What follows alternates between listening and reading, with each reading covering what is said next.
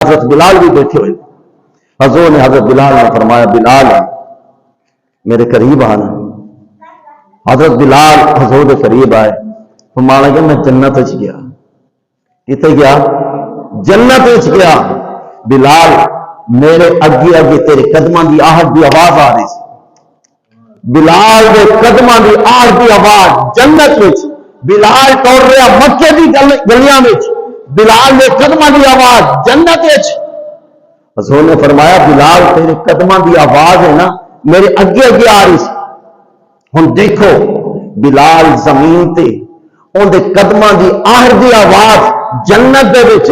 اگر حضور او آواز سن سکتے ہیں تو پھر کملی والے سارے اتنے بیٹھ کے درود و سلام کو نہیں سن سکتے.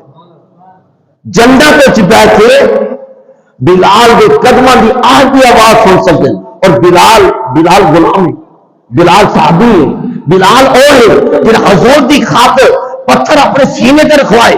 بلال او ہے جڑا گلیاں دے وچ گھسیٹا گیا. بلال او ہے جنوں نالیاں وچ گھسیٹا گیا. بلال ہوئے جنہیں درے کھاتے. اس بلال کا یہ مقام ہے کہ زمین تے چلے جنت وچ آواز پیرا دی. تو نبی کا مقام کی ہوئے گا ذرا سوچو. تو کسی شاعر نے کیا خود کہا یہ شان ہے قسمت داروں کی, شان ہے قسمت داروں کی, سرکار کا عالم کیا ہوگا. شان ہے خدمت گاروں کی, شان ہے خدمت گاروں کی, سرکار کا عالم کیا ہوگا.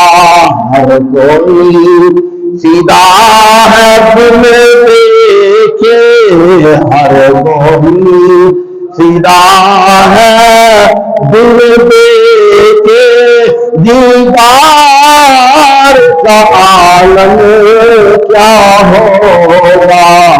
ہر کوئی فدا ہے دل دیکھے, دیدار کا عالم کیا ہوگا. یہ شان خدمت گار جنہوں نے خدمت کی انہوں نے پیروں کی آواز جنت وچ. تے سرکار کا کیا عالم ہوگا.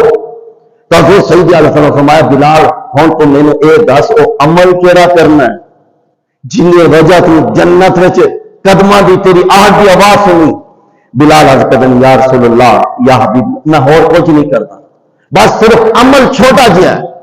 وہ کی عمل ہے یا رسول اللہ میں صرف اتنا کرنا جدو وضو کرنا نا 2 نفل تحیۃ الوضو دے پڑھ لینا. بلال 2 نفل تحیۃ الوضو دے پڑھدا تو ان دی اتنی برکت. ذرا سوچو اسی اس نبی دے امت ہیں, اگر 5 ٹائم دی نماز پابندی نال پڑھیں گے تو ساری. تو حضور نے فرمایا بلال بس پھر اسی برکت نال تیری میں آواز جنت وچ سنی.